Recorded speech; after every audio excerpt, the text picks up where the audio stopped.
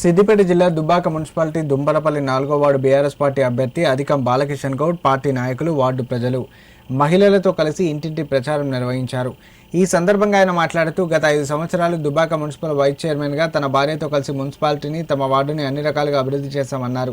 ఈసారి 4వ వార్డు నుండి కౌన్సిలర్గా పోటీ చేస్తున్నట్లు తెలిపారు. ఇంటింటి ప్రచారంలో భాగంగా ఎక్కడికి వెళ్లినా ప్రజలు బీఆర్ఎస్ పార్టీకి బ్రహ్మరథం పడుతున్నారన్నారు.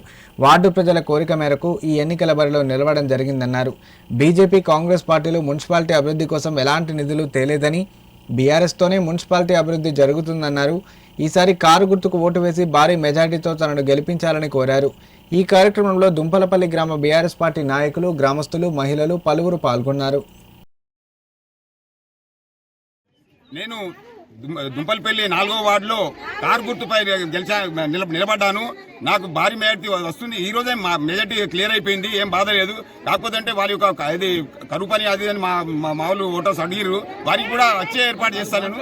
అది అంతేకాకుండా ప్రతి ఆడబిడ్డకు పుట్టిన వారికి ప్రతి ఒక్కరికి 5,016 వాళ్ళ ప్రతి ఆడబిడ్డకు నేను డిపాజిట్ పుట్టినరోజు 21 రోజుల లోపలనే డిపాజిట్ చేస్తానని మీ ముందు నా మేనిఫెస్టోను ప్రకటిస్తున్నాను. సుగుణ బాలకృష్ణ ఇంతకుముందు సర్పంచ్గా చేసింది, అంతేకాకుండా మున్సిపల్ వైస్ చైర్మన్గా చేసింది. అన్ని అనుభవాలు అందరికీ ఏ విధంగా నడుచుకోవాలి, ఏ విధంగా ఉండాలి, రాజకీయ అనుభవజ్ఞం ఆమెకున్నది, నాకున్నది.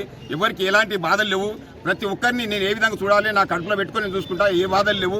సరే, అటువంటిది ఏం ఉండదని మనసారా కోరుకుంటూ అందరితో ప్రతి ఒక్కరికి ధన్యవాదాలు చెప్తున్నాను.